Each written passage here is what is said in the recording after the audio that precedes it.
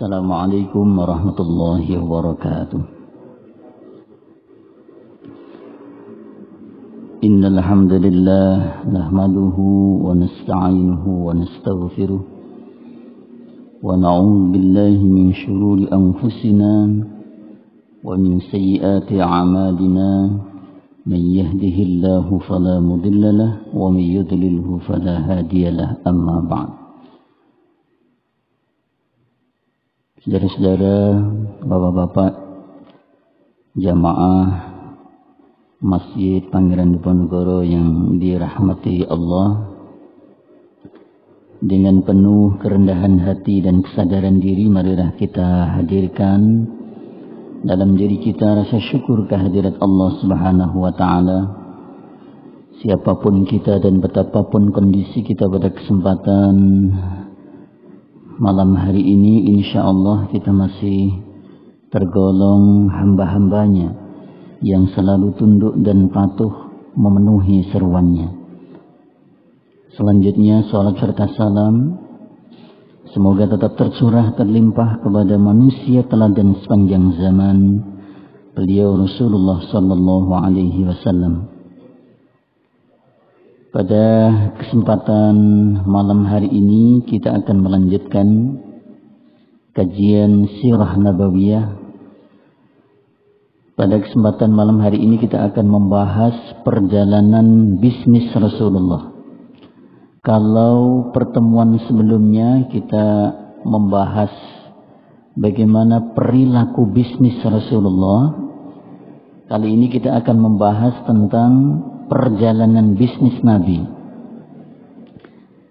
Nah, membahas tentang perjalanan bisnis Nabi Sallallahu Alaihi Wasallam merupakan hal yang sangat menarik untuk kita kaji. Tidak akan terlepas dari Sirah Nabawiyah, ya, yang merupakan samudra ilmu yang tidak akan lekang oleh kemajuan zaman dan tidak akan pernah habis untuk diambil ibrah dan mutiara ilmu di dalamnya. Bagi siapapun yang mempelajari sejarah beliau, maka akan memperoleh gambaran sejarah yang amat menakjubkan, sebagaimana beliau dan para sahabatnya ini mampu menundukkan pesona duniawi dan mengangkat nilai-nilai kemanusiaan ke suatu tingkatan yang tidak pernah disaksikan oleh lembaga sejarah dimanapun. Selain berupa bisnis secara umum dilakukan melalui bekerja dan mencari penghasilan untuk memenuhi kebutuhan bagi keberlangsungan hidup. Nah, siapapun yang mempertajam perhatiannya tentang perjalanan kisah beliau ini akan terpesona. Bagaimana tidak? Ya, karena ia akan terpesona kemanusiaan yang begitu indah. Bagaimana Rasulullah ini bisa menghasilkan generasi terbaiknya yang jika dicari aibnya tentu akan sangat kesulitan mencarinya. Padahal yang beliau tempa adalah manusia-manusia yang berkarakter jahiliyah. Di sini letak karakter-karakter manusia yang temperamental di wilayah gurun pasir yang tandus. Dan di samping itu memang sebagian besar profesi mereka ini adalah sebagai pebisnis. Nah, bapak-bapak jamaah yang dirahmati Allah, ada ayat Al-Quran ya yang termaktub di dalam surah Quraisy ya, ayat 1 sampai 4. A'udzu billahi minasyaitonir rajim. Li'ila fi Quraisyin ilafihim rihlatash shita'i wash-shayf فليعبدوا رب هذا البيت الذي أطعمهم من جوع وآمنهم من خوف. Jadi ayat ini menggambarkan kebiasaan suku Quraisy melakukan perjalanan bisnis, perdagangan ya, di dua musim, yaitu musim panas dan musim dingin. Nah, ini kalau kita terjemahkan begini, karena kebiasaan orang-orang Quraisy, yaitu kebiasaan mereka bepergian pada musim dingin dan musim panas, maka hendaklah mereka menyembah Tuhan pemilik rumah ini, yaitu Ka'bah, yang telah memberi makan kepada mereka untuk menghilangkan lapar dan mengamankan mereka dari rasa ketakutan.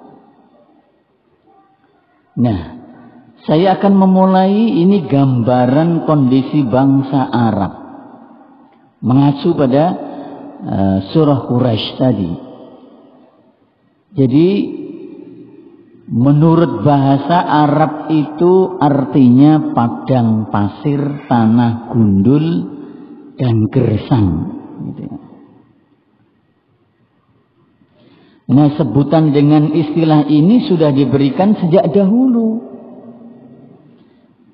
kepada Jazirah Arab. Nah, Jazirah Arab ini dibatasi Laut Merah dan Gurun Sinai di sebelah barat, di sebelah timur dibatasi Teluk Arab, dan di sebagian besar wilayah Irak, sebagian di bagian selatan. Nah, kemudian kalau kita coba bahas Jazirah Arab gitu ya, ternyata memiliki peranan yang luar biasa karena letak geografisnya. Sedangkan kalau kita lihat dari kondisi internalnya, maka Jazirah Arab ini hanya dikelilingi oleh gurun pasir di segala sudutnya. Nah, karena kondisi seperti inilah membuat Jazirah Arab seperti benteng pertahanan yang kokoh. Ini kalau kita coba kaji dari aspek geografisnya, yang tidak memperkenankan bangsa asing untuk menjajah, mencaplok atau menguasai bangsa Arab. Oleh karena itu kita bisa melihat penduduk Jazirah Arab yang hidup merdeka dan bebas gitu ya, dari segala urusan semenjak zaman dahulu. Ya, meski demikian mereka ini tetap hidup berdampingan dengan dua imperium yang sangat besar, yaitu Persia dan Romawi, yang serangannya tidak mungkin bisa dihalangi andai kata tidak ada benteng pertahanan yang kokoh seperti itu. Nah, sedangkan hubungan dengan dunia luar, Jazirah Arab ini terletak di benua yang sudah dikenal semenjak dahulu kala, yang mempertautkan daratan dan lautan. Jadi sebelah barat laut ini merupakan pintu masuk ke benua Afrika, sebelah timur merupakan pintu masuk bagi bangsa-bangsa non-Arab gitu ya. Timur Tengah, timur dekat terus membentang ke India dan Cina. Nah, sekarang kondisi ekonomi bangsa Arab. Kondisi ekonomi mengikuti kondisi sosial, ya kan, rata-rata kan begitulah ya. Ini kalau kita bicara soal kondisi ekonomi ya tentu mengikuti kondisi sosial, bahkan ya termasuk kalau bicara sekarang ini ya termasuk kondisi perpolitikan saat ini. Nah, kondisi ekonomi bangsa Arab ini bisa kita lihat bahwa perdagangan pada masa itu merupakan sarana paling dominan untuk memenuhi kebutuhan hidup ketika itu. Jadi jalur-jalur perdagangan tidak sepenuhnya ini dikuasai begitu saja. Sementara itu kondisi yang aman seperti ini tidak terwujud di Jazirah Arab kecuali pada bulan-bulan suci. Ini pada saat itu dibuka pasar-pasar Arab yang sangat terkenal ya, seperti pasar Ukash gitu ya. Kemudian Zil Majas, ada pasar Madinah dan lain-lain. Mekah ini sebagai kota kelahiran dan domisili Rasulullah, termasuk tempat yang paling istimewa di Jazirah Arab. Kenapa demikian? Karena di antara keistimewaannya itu keberadaan Ka'bah sebagai tempat ziarah. Kemarin sudah kita bahas gitu ya. Nah, selanjutnya Bapak dan saudara-saudara, sebagaimana tertera di dalam surah Quraisy yang tadi saya baca, secara umum bangsa Quraisy itu memiliki dua rute perjalanan yang didasarkan pada cuaca musim panas dan musim dingin. Nah, perjalanan dagang musim panas ini dilakukan ke utara yang meliputi Syria, Yordania, Palestina, Libanon. Nah, dalam perkembangannya kota Mekah ini kemudian mempunyai kedudukan yang semakin penting di seluruh Jazirah Arab. Setelah kepemimpinan diteruskan oleh Muttalib ya, Mekah kemudian bertambah maju dan makmur. Kota Mekah menjadi pusat transit perdagangan di Jazirah Arab. Nah, di dalam keluarga besar Rasulullah Sallallahu Alaihi Wasallam, hampir seluruh karib kerabatnya adalah pedagang. Jadi ini makanya kalau kita buka hadis-hadis Rasulullah, ya pintu-pintu ekonomi begitu ya bahasa sekarang itu ya, sebagaimana hadis Rasulullah itu ya bisnis begitu. Karena memang latar belakang dari keluarga Rasulullah hampir seluruhnya itu adalah pedagang. Darah pedagang dalam diri Nabi ini rupanya sudah mengalir dari kakek besar Hashim bin Abdul Manaf. Jadi memang keluarganya dari keluarga pedagang. Turun kemudian ke Abdul Muttalib sang kakek ya, mengalir ke darah Abdullah sang ayah, juga ke paman-pamannya seperti Abbas dan Abu Thalib gitu. Nah, dengan demikian kerabat setingkat paman seperti Abu Sufyan gitu ya. Tidak ketinggalan pula sepupu dan sahabat karib beliau seperti Ali bin Abi Thalib, Abu Bakar, Umar, Utsman, Abdurrahman bin Auf ya. Semuanya ini adalah pedagang yang sangat sukses dan mandiri. Mungkin bapak-bapak masih ingat ceritanya siapa?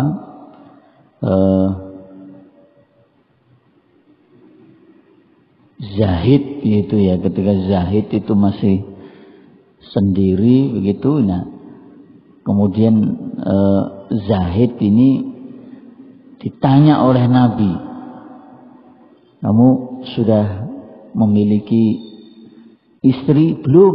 Nah, itu. Loh, kenapa belum? Saya ini adalah laki-laki yang belum memiliki pekerjaan tetap. Saya laki-laki berkulit hitam. Saya bukanlah orang yang rupawan. Nah, tapi kemudian Rasulullah menawarkan, tidak usah khawatir. Sekalipun usiamu itu sudah 35, belum punya, sudah. Kalau kamu mau saya bantu, saya bantu.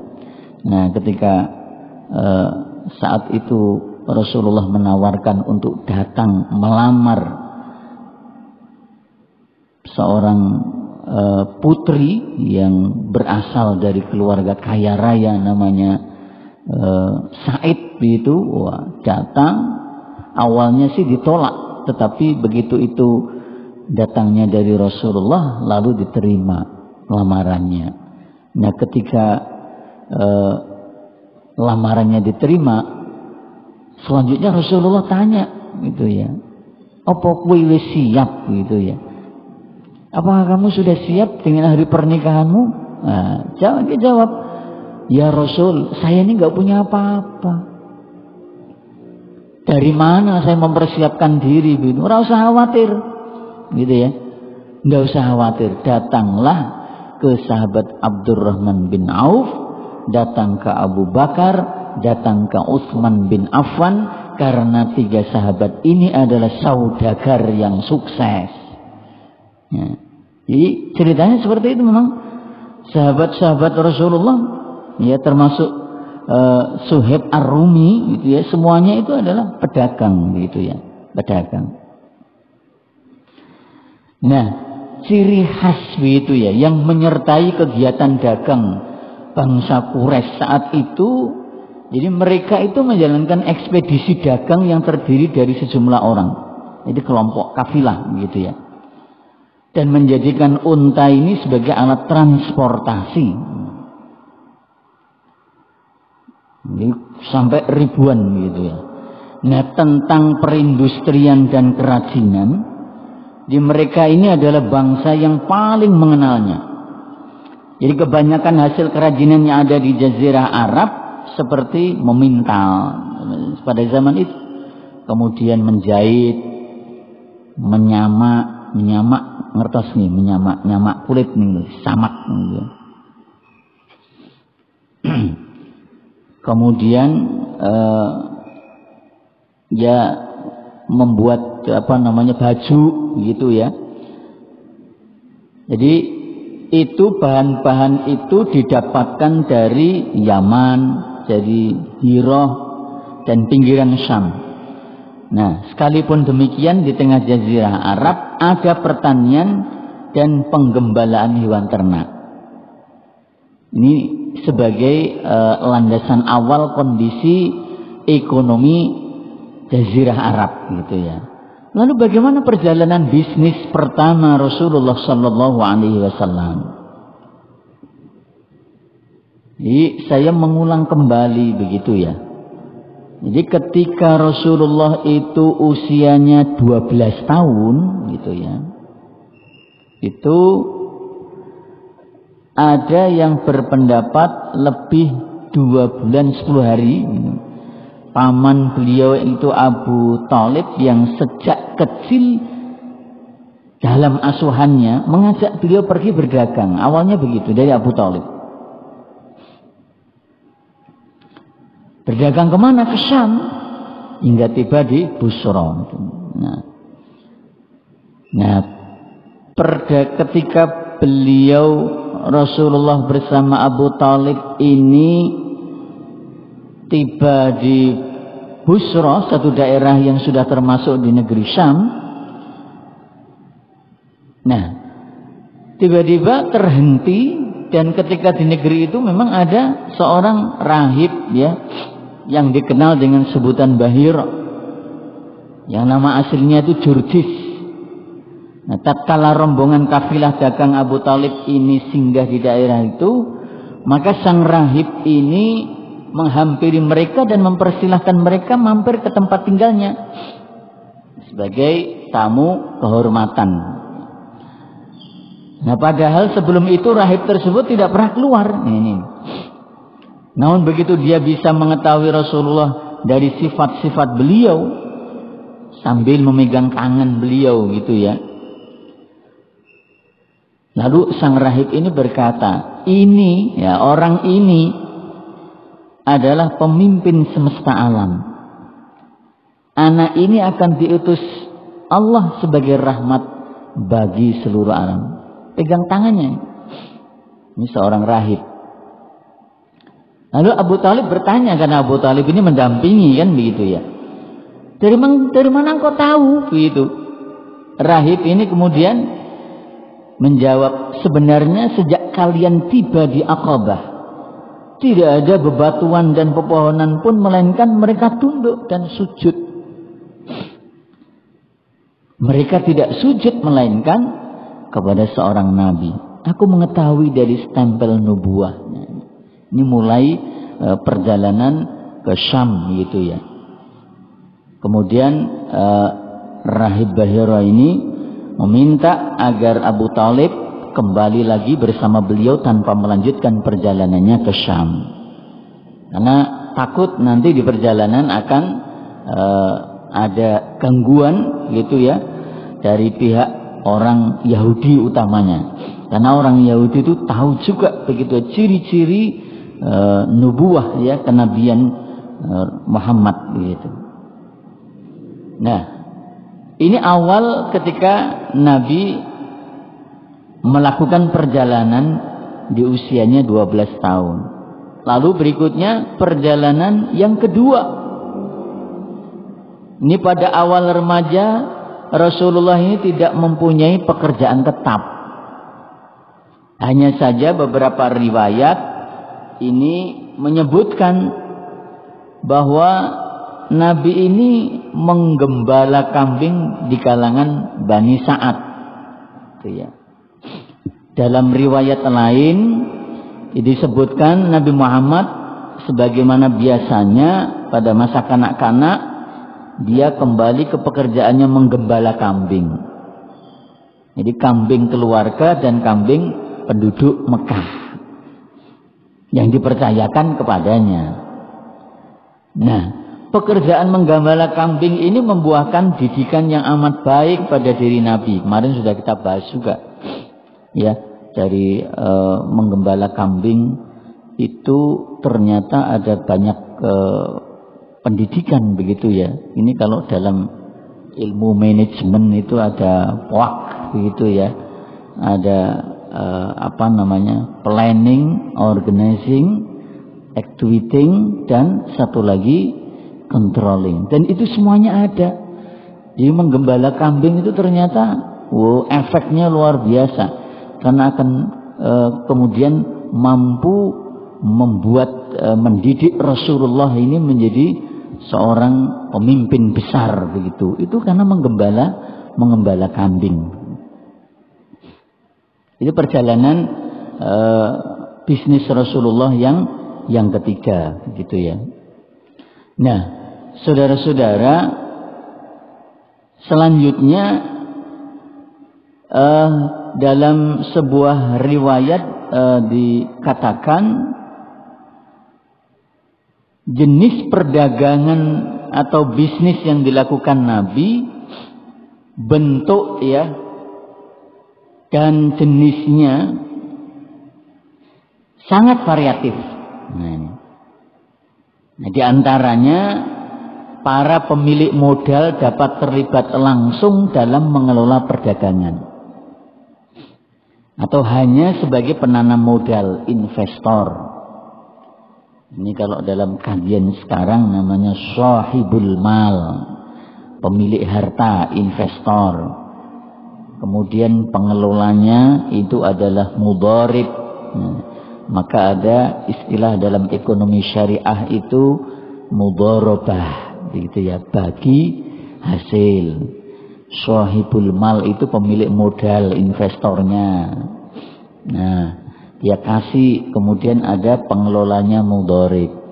Ada juga istilah syirkah atau musyarakah, kan begitu ya. Jadi sama-sama menjadi investor, sama-sama mengelola. Jadi kalau musyarakah itu ya modalnya itu patungan. Jadi, misalnya 100 juta ikut mengelola bareng-bareng perusahaan gitu ya, sebuah bisnis gitu. Itu syirkah gitu ya. Nah, tapi kalau mudharabah, investor itu hanya ya sudah, dia melepas investasinya, silahkan nanti dikelola gitu ya. Dikelola siapa? Ya oleh pengelolanya, mudharib gitu ya, yang mengelola. Nah, nanti nisbahnya bagi hasilnya persentasenya begitu ya. Ya, nanti disepakati gitu ya. Nah, tentu yang mudharib sebagai pengelola itu entuke luwih akeh gitu ya. Tapi kalau sahibul mal, investor begitu ya, itu tentu perolehannya lebih sedikit begitu ya, karena hanya sekedar modal begitu ya. Jadi seperti itu. Nah, selanjutnya ini istilah tadi ya, bentuk ini dikenal dengan mudharabah itu tadi ya.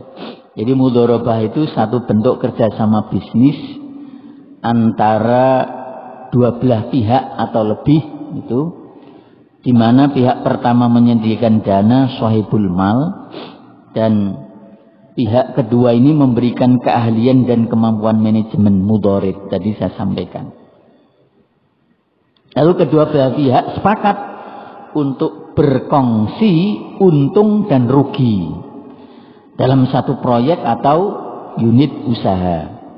Jika terdapat keuntungan, nah maka keuntungan itu dibagi sesuai nisbah, sesuai rasio ya, yang disepakati. Manakala terjadi kerugian, maka kerugian itu akan ditanggung penyandang dana selama tidak timbul dari kecurangan atau kelalaian dari mudharib. Jika mudharib melakukan manipulasi yang berakibat pada kerugian sepenuhnya ditanggung mudharib. Kadang-kadang begitu karena mungkin kelalaian atau mismanagement dan lain sebagainya. Nah, dalam perkembangannya mudharabah ini memiliki berbagai corak ya. Termasuk di dalamnya ada mudharabah mutlaqah. Nah, ini umum, dan mudharabah muqayyadah. Mudharabah muqayyadah ini dibatasi dengan ketentuan-ketentuan bisnis tertentu. Jadi bentuk perdagangan inilah yang pernah dipraktekkan oleh Nabi. Ya. Makanya sekarang kalau kita bicara soal ekonomi syariah begitu ya, akadnya akad apa begitu ya, silahkan macam-macam begitu ya. Kalau ini sifatnya tadi saya sampaikan investor, maka investor ini disebut sebagai sahibul mal, mudharibnya. Nah ini kalau misalnya skemanya itu adalah misalnya kita ini sebagai nasabah, sebagai anggota begitu ya. Kemudian sebut saja misalnya lembaga perbankan syariah itu sebagai pengelola. Maka kita ketika menyimpan misalnya ya, kita punya jenis tabungan ya, maka pilihannya kan banyak. Ada tabungan misalnya wadiah, ada tabungan mudharabah. Nah kalau itu mudharabah berarti ini ada satu usaha begitu ya, untuk sebuah proyek begitu, tinggal sebut saja ini mutlaqah atau muqayyadah. Nah, ini kalau mutlaqah, wis Pak, ini dipakai untuk apa saja. Nah, terserah dibisniskan atau dilempar ke sektor real oleh lembaga perbankan syariah, terserah. Mutlaqah umum. Tapi kalau muqayyadah, Pak, saya dengar lembaga perbankan ini juga membiayai SPBU. Saya mau yang ini saja. Pokoknya saya titip, ya bukan titip ya. Jadi saya serahkan investasi saya ya lewat lembaga perbankan syariah ini untuk mengelola sebuah SPBU. Enggak apa-apa, Pak. Silakan. Itu berarti muqayyadah, tertentu. Nah, ya harus memang ada begitu ya. Nah, tergantung lembaga perbankan syariah atau koperasi syariahnya itu ada enggak produk mudharabah muqayyadah begitu. Nah, bagi hasilnya dihitung real begitu ya, real. Nah, seperti itu. Jadi zaman Nabi sudah ada seperti itu ya.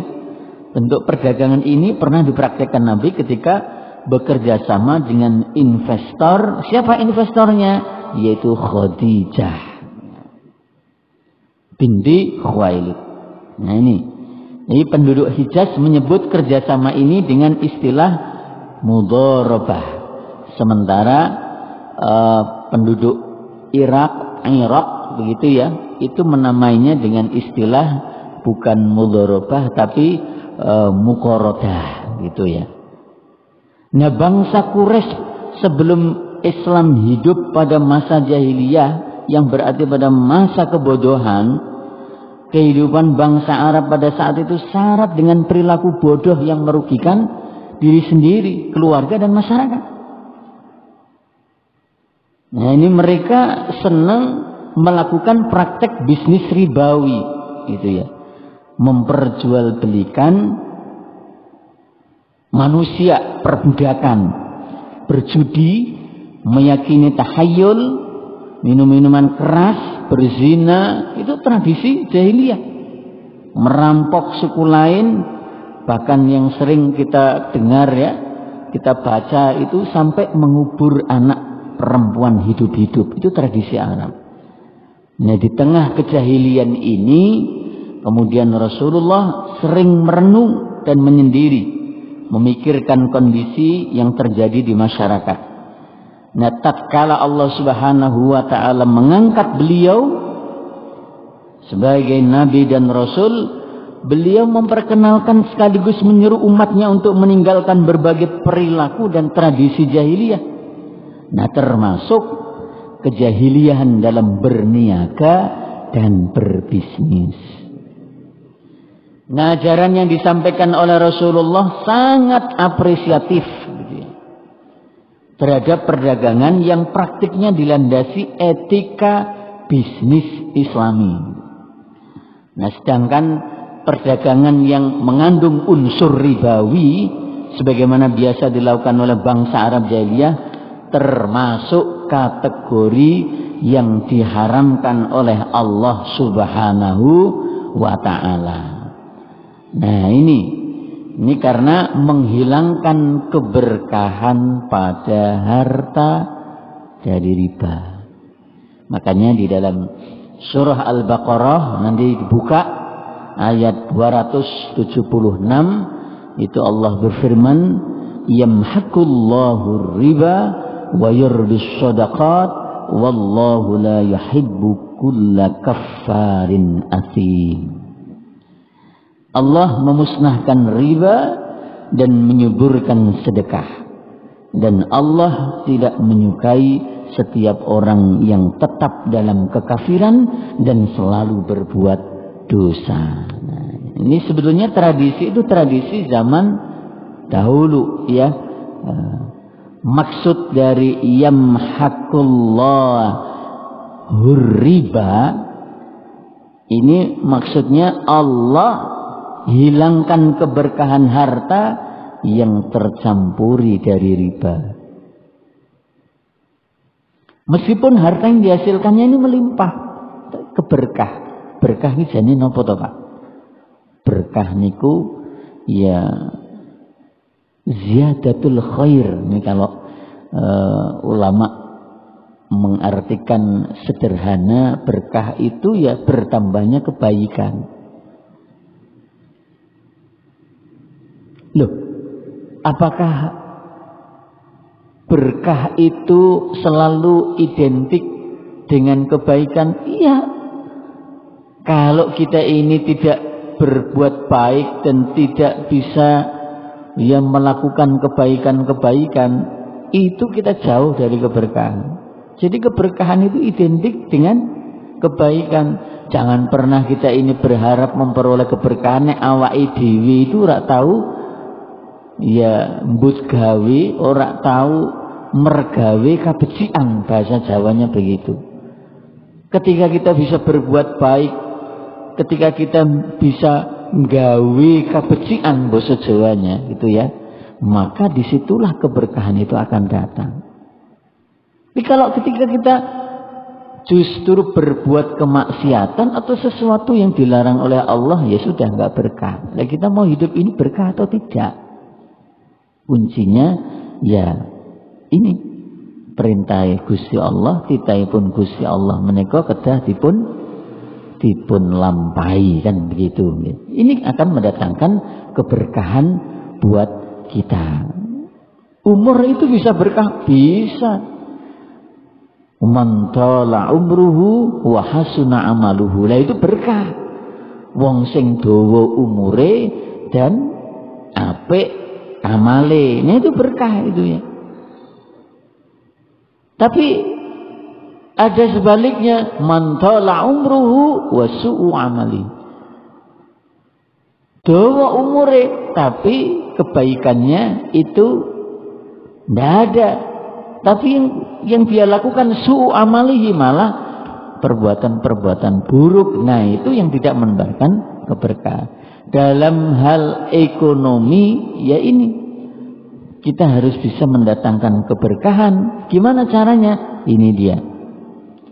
Ya, kita harus bisa menghilangkan praktik-praktik ribawi dalam kehidupan kita. Allah Subhanahu wa taala ini juga berfirman ya di surah Al-Baqarah ayat 278 sampai 279, agak panjang ya. Ya ayyuhalladzina amanu taqullaha wa dharu ma baqiya minar riba in kuntum mu'minin. Fa in lam taf'alu fa'dhanu biharbin minallahi wa rasulih. Wa in tubtum falakum ru'usu amwalikum la tadhlimuna wa la tudhlamun. Ini panjang banget gitu ya. Jadi artinya ini, hai orang-orang yang beriman, bertakwalah kepada Allah dan tinggalkan sisa riba jika kamu orang-orang yang beriman. Maka jika kamu tidak melaksanakan apa yang diperintahkan oleh Allah, maka ketahuilah bahwa akan terjadi perang dahsyat dari Allah dan Rasulnya. Dan jika kamu bertaubat, maka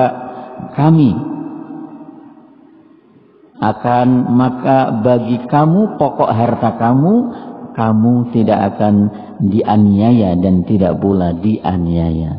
Nah inilah terakhir sebagai kesimpulan.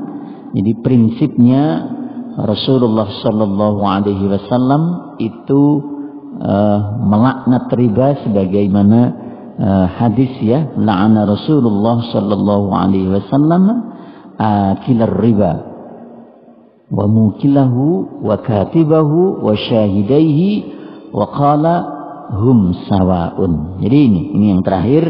Jadi Rasulullah melaknat orang yang memakan riba, rentenir atau penyetor riba ya, atau penulis transaksi ya, dan dua saksi yang menyaksikan transaksi itu. Ini pokok barangkali awal ya, bagaimana Rasulullah membangun perjalanan bisnisnya dengan menghadirkan keberkahan.